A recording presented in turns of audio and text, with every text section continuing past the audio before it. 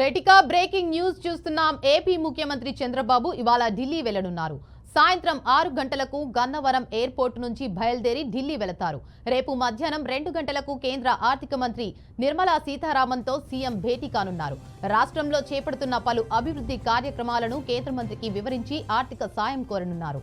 సాస్కీతో పాటు పూర్వోదయ పథకం తరహాలో కేంద్ర ప్రభుత్వ కార్యక్రమాల ద్వారా రాష్ట్రానికి నిధులు కేటాయించాలని విజ్ఞప్తి చేయనున్నారు.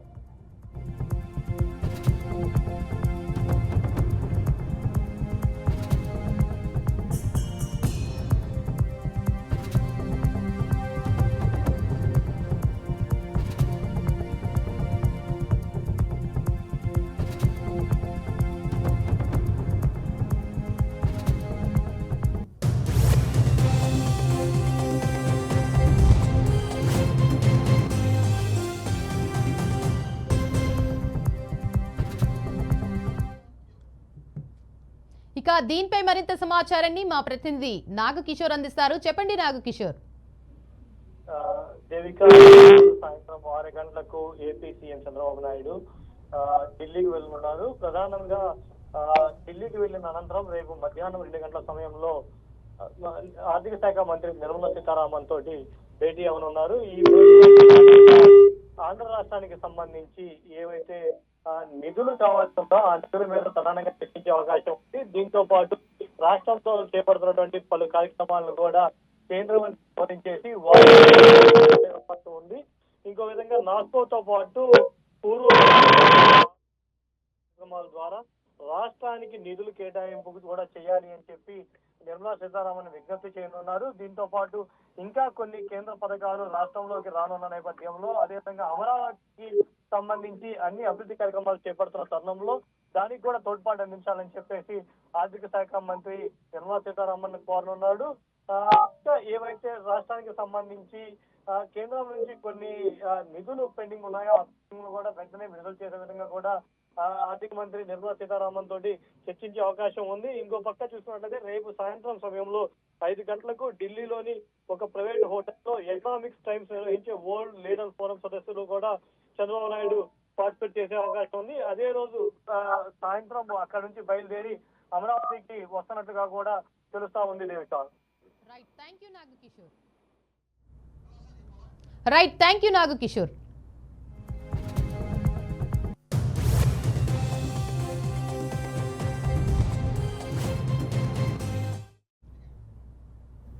అటవీ సిబ్బందితో శ్రీశైలం ఎమ్మెల్యే బుడ్డా రాజశేఖర్ రెడ్డి వివాదంపై ఆంధ్రప్రదేశ్ డిప్యూటీ సీఎం పవన్ కళ్యాణ్ స్పందించారు. ఈ మేరకు ప్రకటన విడుదల చేశారు.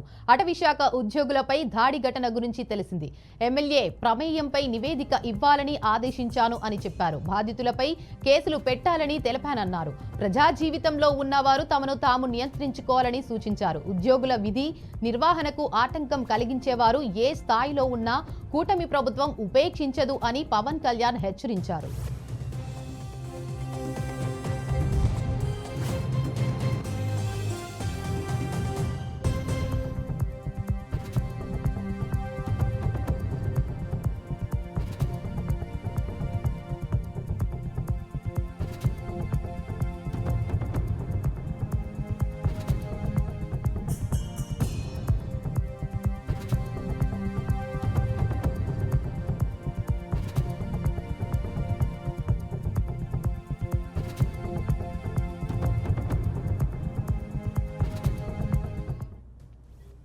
రెటికా బ్రేకింగ్ న్యూస్ చూస్తున్నాం. అటవీ సిబ్బందితో శ్రీశైలం ఎమ్మెల్యే బుడ్డా రాజశేఖర్ రెడ్డి వివాదంపై ఆంధ్రప్రదేశ్ డిప్యూటీ సీఎం పవన్ కళ్యాణ్ స్పందించారు. ఈ మేరకు ప్రకటన విడుదల చేశారు. ఇక అటవీ శాఖ ఉద్యోగులపై దాడి ఘటన గురించి తెలిసింది. ఎమ్మెల్యే ప్రమేయంపై నివేదిక ఇవ్వాలని ఆదేశించాను అని చెప్పారు. బాధ్యులపై కేసులు పెట్టాలని తెలిపానన్నారు. ప్రజా జీవితంలో ఉన్నవారు తమను తాము నియంత్రించుకోవాలని సూచించారు. ఉద్యోగుల విధి నిర్వహణకు ఆటంకం కలిగించేవారు ఏ స్థాయిలో ఉన్నా కూటమి ప్రభుత్వం ఉపేక్షించదు అని పవన్ కళ్యాణ్ హెచ్చరించారు.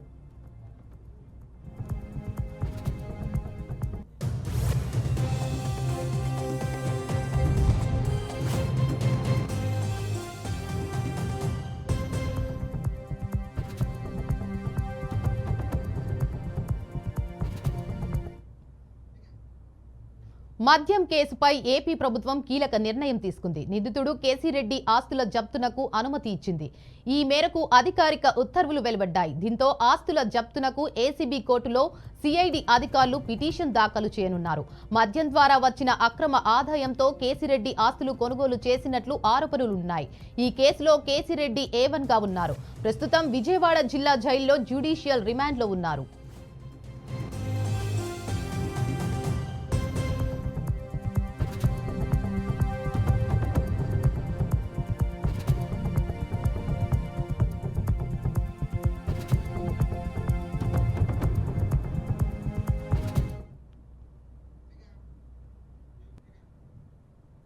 మంత్రి పార్థసారథి మీడియాతో మాట్లాడుతున్నారు. లైవ్ ద్వారా చూద్దాం.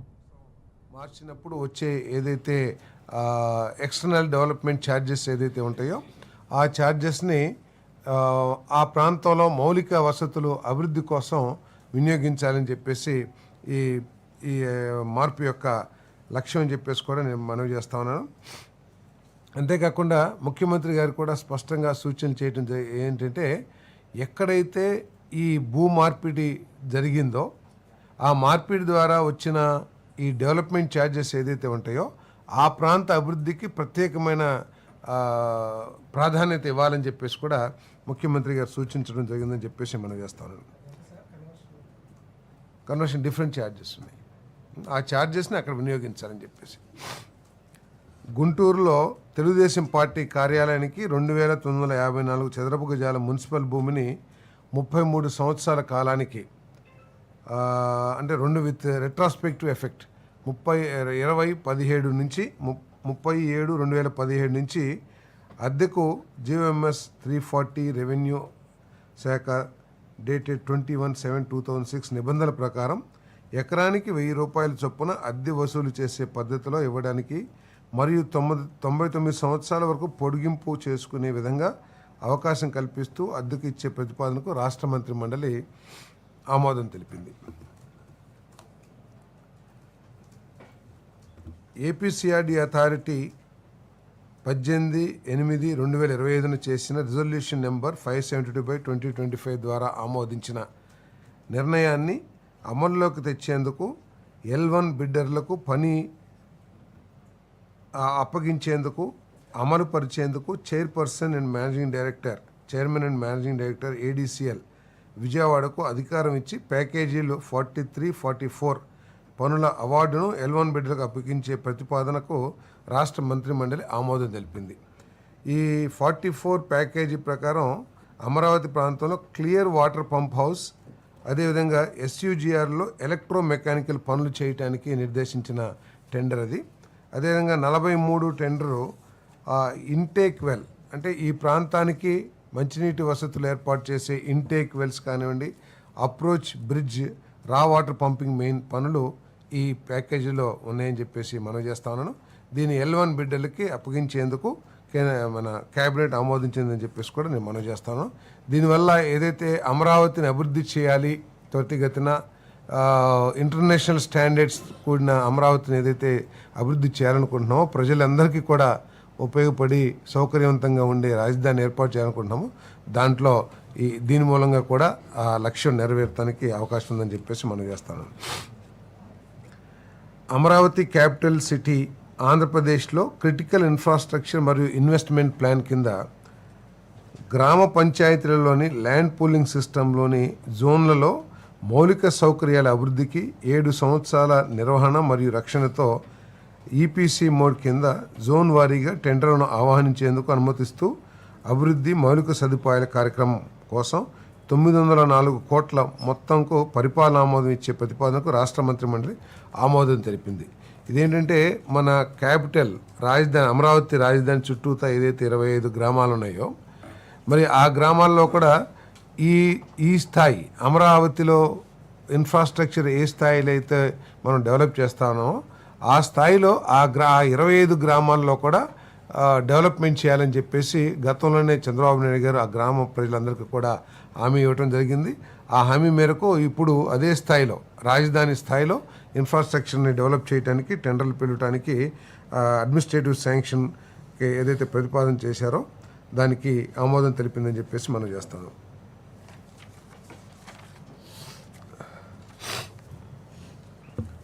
సిఆర్డిఓ ప్రాంతంలోని వివిధ సంస్థలకు భూమి కేటాయింపు సమీక్షకు సంబంధించి మంత్రివర్గ బృందం 19వ సమావేశంలో చేసిన సిఫార్సులను ఆమోదించే ప్రతిపాదనకు అమరావతి భూమి కేటాయింపు నియమాలు 2017 మరియు అమరావతి ల్యాండ్ అలాట్మెంట్ రెగ్యులేషన్స్ 2017 నిబంధనలకు అనుగుణంగా మంత్రివర్గ బృందం సిఫార్సుల ప్రకారం ఏపీసీఆర్డీఏ కమిషనర్ అవసరమైన చర్యలు తీసుకునేలా అనుమతించే ప్రతిపాదనకు రాష్ట్ర మంత్రి మండలి ఆమోదం తెలిపింది. ఇదేమిటంటే మనందరికీ తెలిసిందే, మన అమరావతి ప్రాంతంలో అమరావతిని అనౌన్స్ చేయగానే అప్పుడు ఒక ప్రముఖ విద్యా సంస్థ ఎస్ఆర్ఎం కానివ్వండి, విఐటి కానివ్వండి, ఈ ప్రాంతంలో యూనివర్సిటీస్ ఏర్పాటు చేసిన విషయం అందరికీ తెలిసిందే. గత ప్రభుత్వంలో ఈ విద్యా సంస్థను కూడా చాలా ఇబ్బంది పెట్టారు, వారికి కావాల్సిన కనీస మౌలిక వసతులను కూడా ఏర్పాటు చేయలేదు అని చెప్పేసి ఆ రోజు పేపర్లో మనందరం కూడా చదివాం. ఇప్పుడు వారికి 100 ఎకరాల కాడికి 2 యూనివర్సిటీస్ కూడా ఒక కాలేజీలో 11,000 స్టూడెంట్స్, ఒక కాలేజీలో 17,000 స్టూడెంట్, విఐటిలో 17,000, ఎస్ఆర్ఎంలో 11,000 స్టూడెంట్స్ ఉన్నట్లున్నారు. మరి ఈ ప్రభుత్వం యొక్క లక్ష్యం ఏంటంటే 5 లక్షల విద్యార్థుల బేస్ని అమరావతిలో ఏర్పాటు చేయాలనే లక్ష్యంతో ఏదైతే పనిచేస్తూ ఉన్నామో దాంట్లో భాగంగా ఈ రెండు యూనివర్సిటీస్ ఎక్స్పాన్షన్ కోసం చేసిన ప్రతిపాదనల్ని, ఎందుకంటే ఈ విఐటి ఏదైతే ఉందో ఇప్పుడు 17,000 ఉన్నారు, వాళ్ళు ఎక్స్పాండ్ చేసిన తర్వాత 34,000 స్టూడెంట్స్ని చేర్చుకోవాలని చెప్పేసి ప్రతిపాదన ఒకటి ఉంది. అదేవిధంగా ఎస్ఆర్ఎం కూడా ఎక్స్పాండ్ చేయడానికి ప్రయత్నం చేస్తుంటే వారికి 100 ఎకరాలు, చెరకు 100 ఎకరాలు, ఎకరా 2 కోట్ల రూపాయలకి భూమి కేటాయించడం జరిగిందని చెప్పేసి మనం చేస్తాం. నేను ఒక్కొక్కటి ఉందా,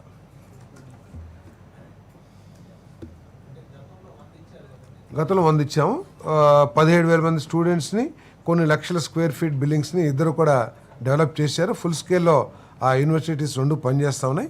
ఆ 2 యూనివర్సిటీస్ కూడా ఎందుకంటే వాటికి ఉన్న మంచి రిప్యుటేషన్ మూలంగా అక్కడ అడ్మిషన్స్ డిమాండ్ కూడా విపరీతంగా పెరుగుతున్న విషయం అందరికీ తెలిసిందే.